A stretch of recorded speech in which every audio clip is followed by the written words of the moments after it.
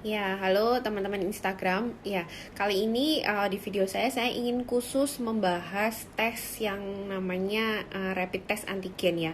Tes ini termasuk baru, tapi sepertinya banyak teman-teman yang masih belum paham ya mengenai tes ini gitu.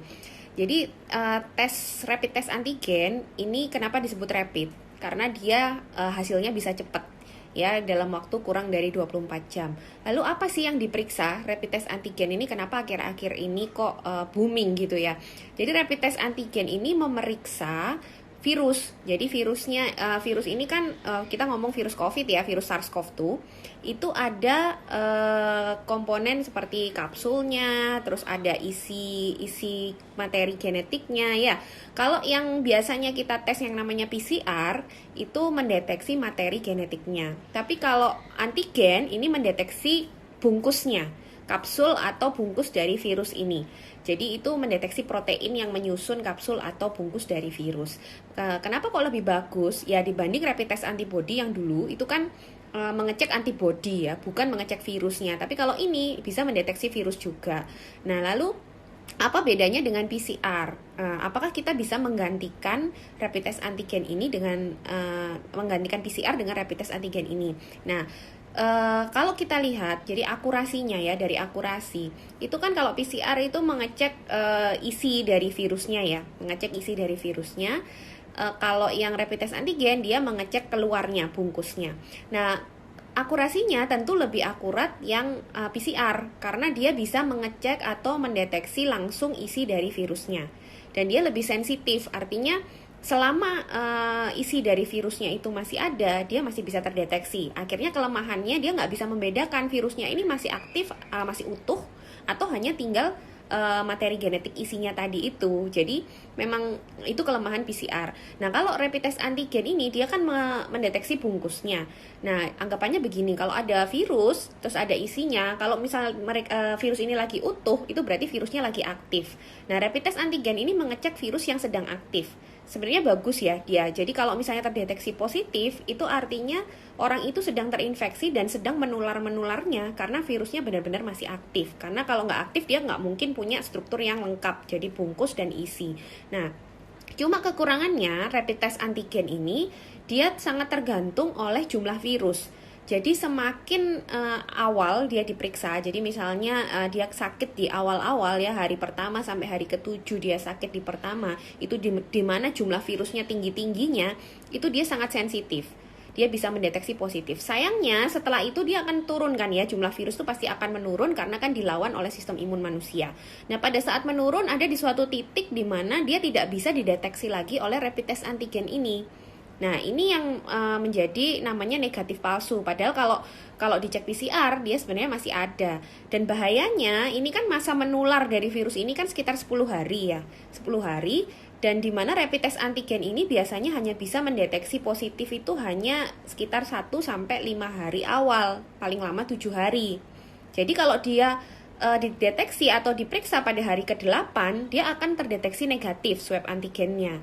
Tapi sebenarnya hari ke-8 itu kan masih menular. Ya, itu bahayanya. Jadi sebenarnya kalau hasil rapid test antigen negatif, tetap harus dikonfirmasi dengan pemeriksaan PCR, apalagi kalau orangnya ada gejala, orangnya kontak erat ya. Jadi kalau masih dalam fase menular 10 hari itu, kalau hasilnya negatif tidak boleh langsung dipercaya ya.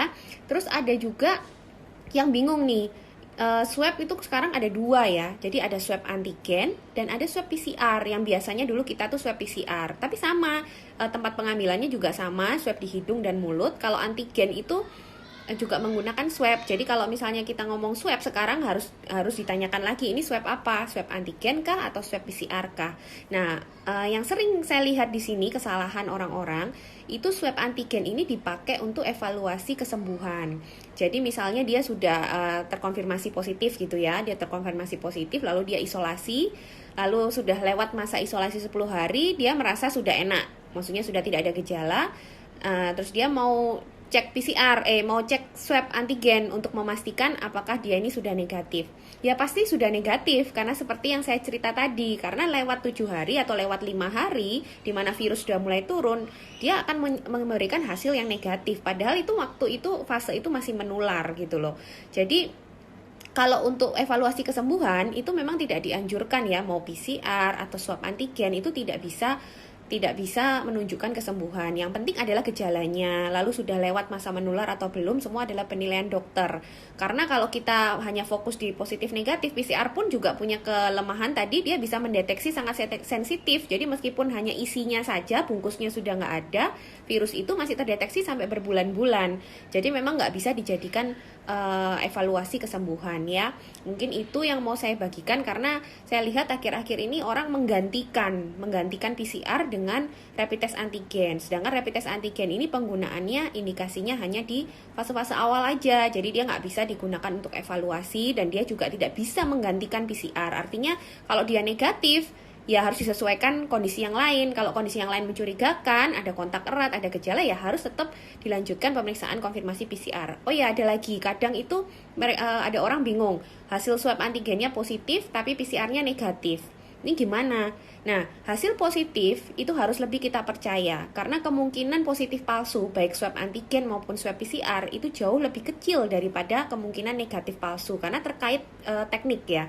Jadi kalau ada hasil positif dan negatif, kita harus percaya yang positif. Apalagi kalau misalnya tadi itu ada kontak erat, ada gejala, jadi harus tetap kita anggap yang positif. Itu lebih aman, jadi harus langsung isolasi. Bahkan kriteria WHO yang terbaru, itu sebenarnya sudah menjadikan swab antigen ini sebagai diagnosis. Jadi kalau sudah positif nggak perlu PCR lagi, dianggap memang dia orang terkonfirmasi.